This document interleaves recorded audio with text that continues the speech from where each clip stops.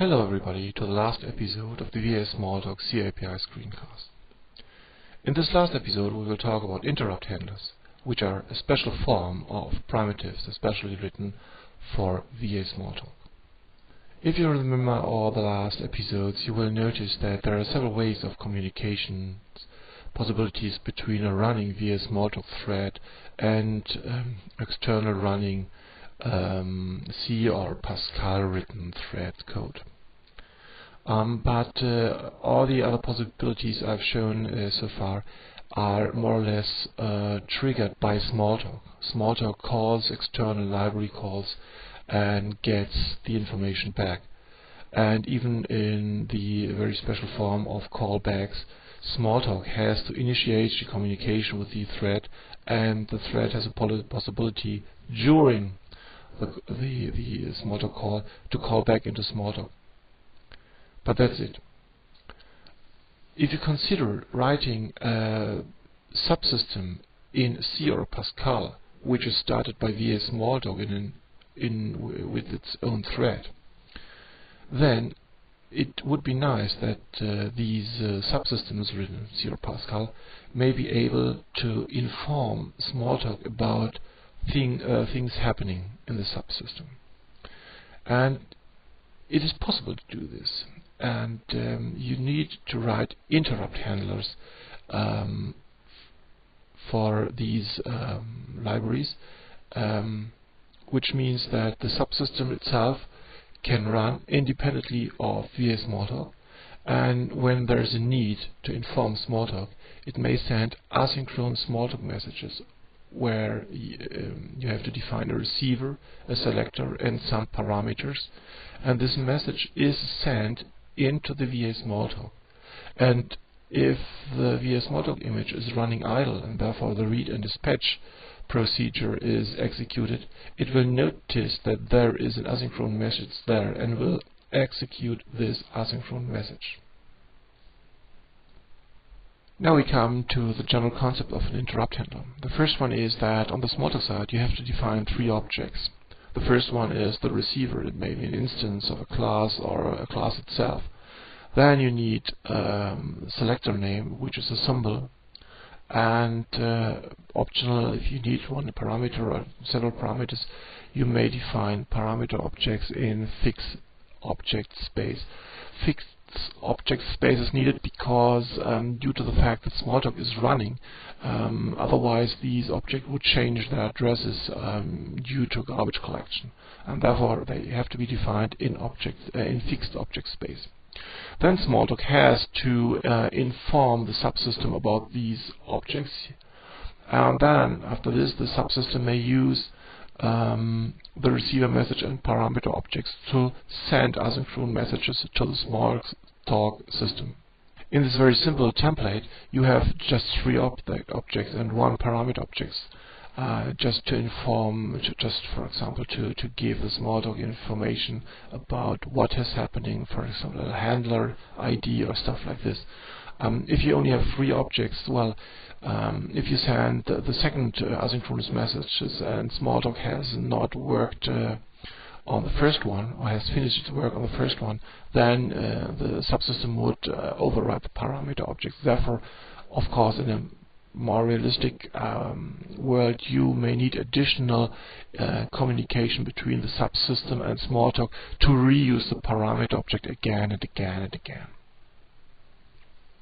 Now on the Smalltalk side, we will look how we will initialize the interrupt handler.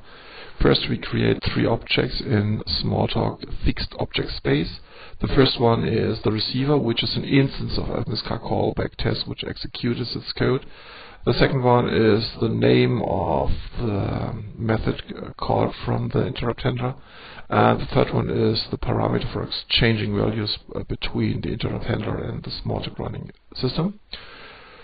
All three objects are created in Smalltalk fixed object memory space, and then we call the primitive to give these three values to the interrupt handler, which is more or less only a primitive.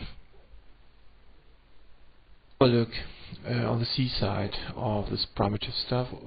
The first primitive just does the installation of the Smalltalk object in 3 static variables, which means we have the static ES-object receiver, the static ES-object selector, and the static ES-object parameter. And the method itself expects, the primitive expects 3 arguments. We do some testing here. We test that the first receiver is an instance of the MSK callback test class. The second one is an instance of symbol, and the third one is an instance of OSINT32. And you have to write some additional code, for example, has class name. You see, you have to do some very special low-level C stuff, traversing all the C structures of the Smalltalk system. Well, and if these tests fail, we just inform that the primitive fails, and otherwise the primitive succeeds. And that's it here. Everything is initialized now, and then we have a look at the C side of the subsystem, what it must do to send the asynchronous message to Smalltalk. We have written a function which is named sendMessage to Smalltalk, which has one parameter, which is, for example, a handler value, which is an unsigned 32-bit. It checks if that the subsystem is initialized correctly, the Smalltalk area environment has been set, the receiver selector and parameter has been set. And then it calculates the base memory address of the OS32 int instance in fixed Smalltalk object space, and then it changes the value of this instance. And then it just executes the message is post asynchronous message, and then the message is sent to Smalltalk. You don't get any information that this message has been executed with success or stuff like this. The only thing you know is that Smalltalk has accepted this message for further or later work. Nothing else. You don't know anything about this. And the subsystem itself may test all this interrupt handler by executing the MSK test interrupt handler, which sends a message to Smalltalk and just put value 2 in the parameter. Now back on the Smalltalk side, we want to check that it works. We want to execute the example. The first thing to execute the example is that we have to prepare the interrupt handler and inform it about 3 parameter values in fixed memory space. We just do this one. Okay, it's executed, and then this is the method in Smalltalk which is executed by the asynchronous message. It has an additional counter which makes the output a little bit more attractive. And then the parameter from the subsystem, which is, as I mentioned before, the OSINT32, and well, it just output the value of the instance value. And then this is the method. We have the counter set to 0. We define a platform function, which you have seen before, and then we called it 10 times by using an asynchronous call. Now we want to execute this stuff, and well, there it is. The interrupt handler is called the Smalltalk message, and with value 2222, and the counter is counting up.